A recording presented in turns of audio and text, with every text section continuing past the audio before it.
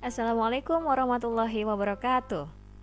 Jumpa lagi di kelas Bu Yuni dalam pelajaran Bahasa Indonesia.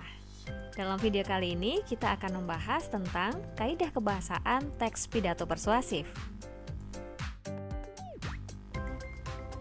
Mengenali kaidah kebahasaan dalam teks pidato sangat penting kita lakukan sebelum mulai menulis, agar pidato yang kita sampaikan dapat diterima dengan baik oleh pendengar. Berikut adalah beberapa kaidah kebahasaan yang muncul dalam teks pidato. Yang pertama, nominalisasi. Yang kedua adalah bentuk pasif dan kata ganti orang. Yang ketiga, kosakata. Dan yang keempat adalah modalitas. Mari kita pelajari bersama satu persatu. Nominalisasi atau pembendaan adalah proses tata bahasa mengubah kata kerja dan kata sifat menjadi kata benda. Nominalisasi berfungsi untuk menghubungkan makna antar kalimat agar runtut, kohesi, dan koheren. Nominalisasi juga digunakan untuk mengubah kalimat bentuk aktif ke pasif. Perhatikan contoh berikut. Kata kerja menyusun menjadi penyusunan, atau kata sifat cemas menjadi kecemasan. Perhatikan dua kalimat berikut ini. Pemerintah berencana memberlakukan RUU Cipta Kerja. Kalimat kedua, pemberlakuan tersebut menimbulkan banyak kontroversi di negeri ini.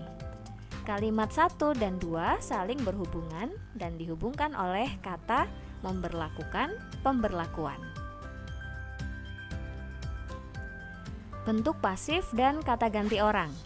Teks pidato umumnya ditulis bukan dalam bentuk orang pertama, namun lebih berbentuk istilah umum yang menggambarkan sebagai anggota masyarakat atau warga negara atau yang berwenang. Bentuk pasif digunakan karena subjeknya tidak teridentifikasi. Hal ini justru membuat nada ungkapan dalam teks pidato lebih formal dan kuat.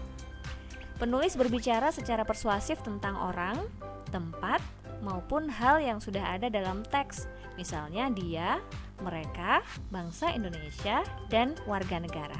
Perhatikan contoh berikut. Keputusan ini perlu dikaji ulang. Mereka pun berencana untuk mogok kerja nasional.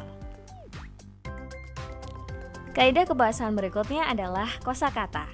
Kosakata dalam teks pidato sering berupa istilah teknis yang sesuai dengan topik yang dibahas, misalnya kata sidang, petisi, sipil, kontroversial. Berikutnya, sinonim untuk menghindari pengulangan kata. Misalnya, penggunaan kata buruh untuk menggantikan kata pekerja atau karyawan. Selanjutnya, rantai kata pasangan kata atau sinonim antonim. Misalnya, tua muda, pria wanita, siang malam. Ada juga rumpun kata yang sering berkaitan makna. Misalnya, omnibus law, rancangan undang-undang, pasal. Selain itu ada juga kata benda abstrak. Misalnya ujian, duka, kemarahan, kesedihan. Kata benda abstrak ini seringkali berupa kata sifat yang dibendakan atau nominalisasi.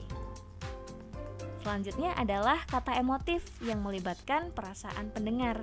Misalnya, RUU Cipta Kerja dikhawatirkan akan membuka keran penderitaan masyarakat. Dan yang terakhir adalah konjungsi atau kata hubung. Misalnya, dan, karena, oleh karena itu. Yang terakhir adalah modalitas. Modalitas merupakan pernyataan sikap pembicara terhadap hal yang dibicarakan, yaitu mengenai perbuatan, keadaan, peristiwa, atau sikap. Modalitas dapat berupa pernyataan, kemungkinan, keinginan, atau keizinan, tergantung apakah pembicara merasa mendesak, membatasi diri, atau diskusi terbuka. Perhatikan contoh berikut. Kata yang sering digunakan misalnya sering, banyak, nyaris, umumnya, mungkin, harus, dapat, barangkali. Atau perhatikan kalimat berikut. RUU Cipta Kerja harus benar-benar dicermati oleh masyarakat. Oke, karena kalian sudah mempelajari tentang apa itu pidato, apa tujuannya, apa saja metode pidato dan jenis-jenisnya, struktur dan kaidah kebahasaannya, Jadi, apakah kalian sudah siap untuk menulis teks pidato persuasif?